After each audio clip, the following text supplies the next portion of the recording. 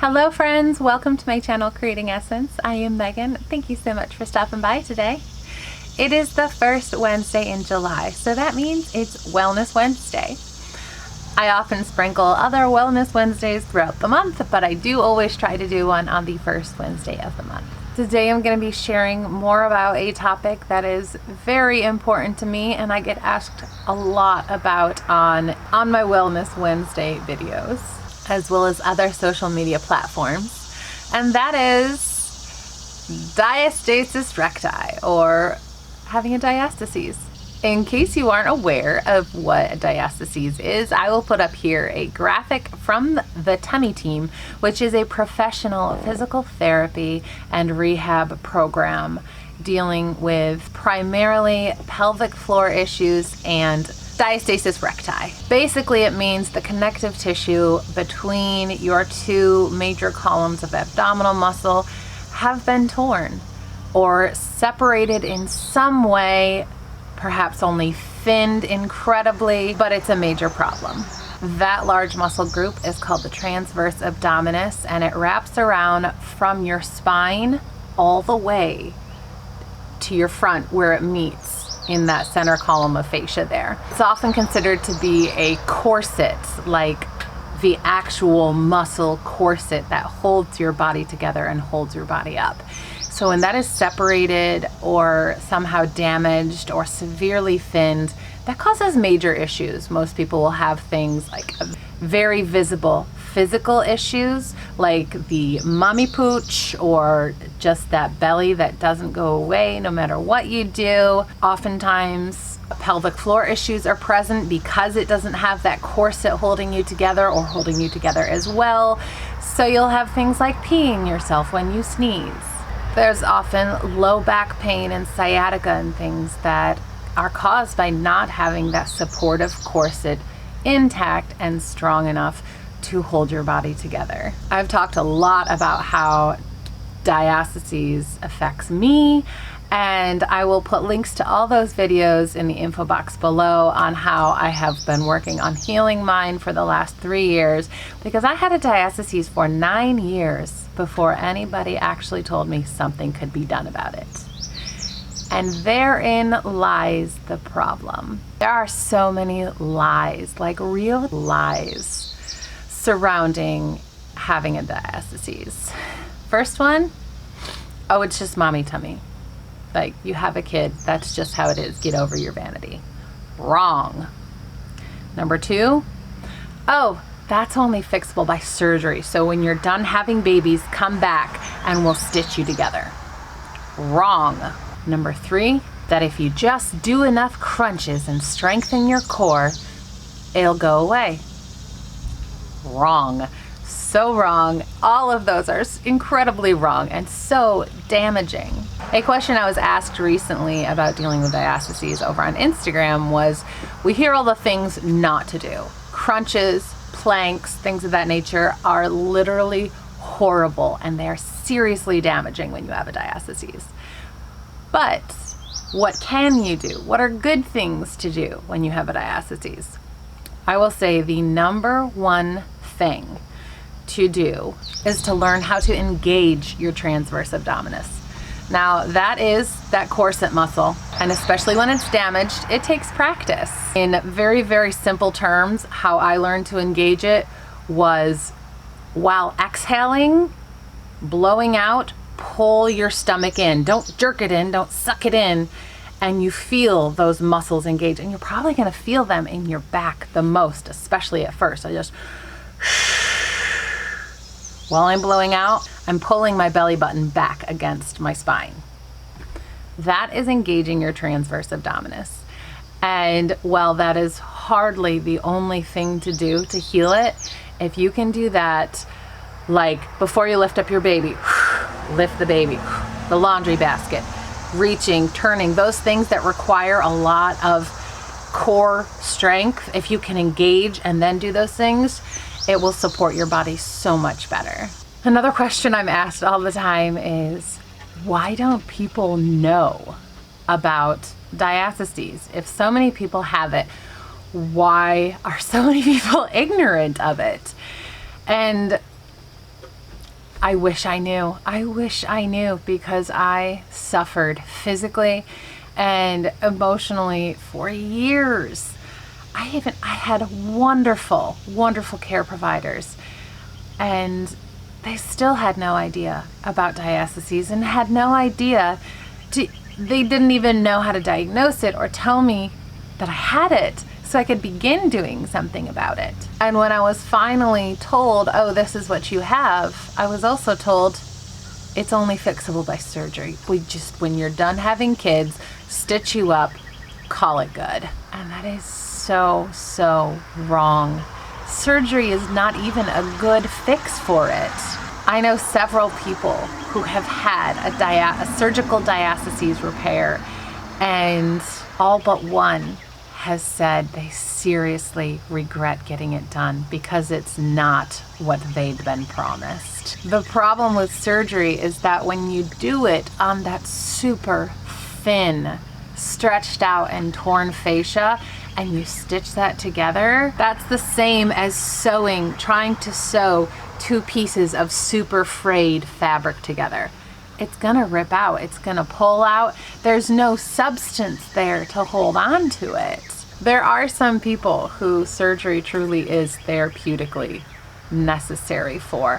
However, even they are helped in surgery preparation by physical therapy to prepare their body, to strengthen those muscles, to give them more substance. And almost nobody does it. Statistically, most women who have given birth have a diastases. And if you look around, everyone is just beating themselves up trying to get rid of it. And that brings me to kind of my last point. Why does it matter in fitness? Why does having a diastases matter in fitness? Just don't do crunches. Don't do planks. First of all, if you've looked at any of the programs, the beach bodies, the boot camps, the gym setups with high intensity training like Burn and Orange Theory and things of that nature, not one single one of them is diastases friendly, because not one single one of those trainers is diastases aware. And the majority of women have a diastases, and the majority of trainers have no idea what a diastases is, nor how to deal with it. It is an absolute shame. It is a serious detriment to women everywhere. It especially upsets me when female trainers don't care to learn about it. There was a situation a month or two ago where someone posted a promo video for one of those high intensity things where you come for your hour class and beat the crap out of yourself, and you're guided by trainers and stuff, and they put you through their program and their circuit, and upper body, lower body, cardio day, all that stuff. I could visibly see in multiple women that were like these models for this program, huge bulging diastases with every crunch, bulge, bulge, bulge, doing their planks, diastases just hanging, core unsupported, literal internal organs hanging, because they had a diastases and the trainers were leading them through these exercises in these positions, completely unaware of diastases, and they are harming women. And I am so passionate about this because I am a woman who for 9 years was medically mistreated and was mistreated by trainers and felt emotionally horrible about myself and physical pain because nobody cares to pay attention to this. And on that promo video, I posted an encouraging comment. I love the spirit of this, as well as a link to a very well-known, highly professional online course called Diastases for Professionals.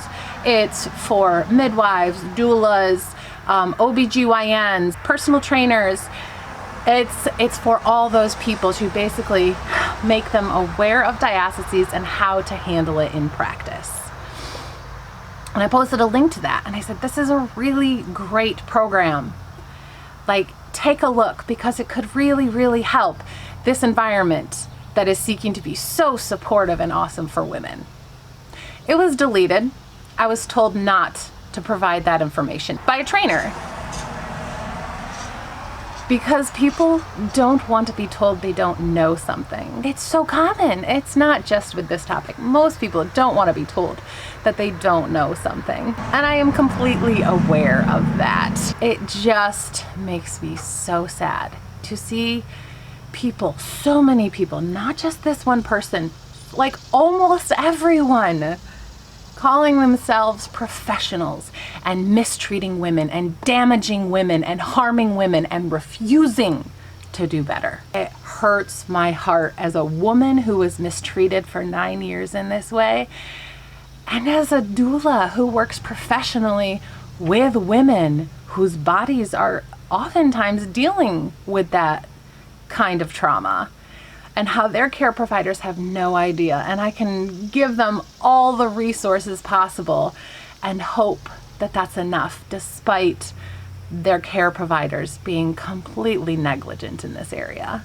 It matters so much, because it doesn't matter if you're getting skinny. It doesn't matter what else you're doing to your body. If that corset that holds you together, that literally holds all your internal organs in, that supports your spine, that connects to your ribs, it connects from your sternum to your pubic bone.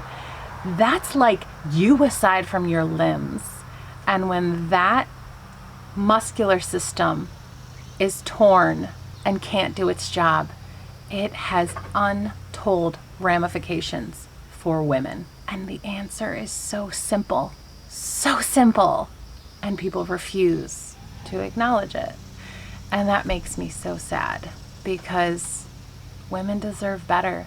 I can tell you, I have not done a crunch or anything like it in 3 years, and my abs are stronger and more defined than they have been since I had my first child 13 years ago. Crunches are not good for anybody.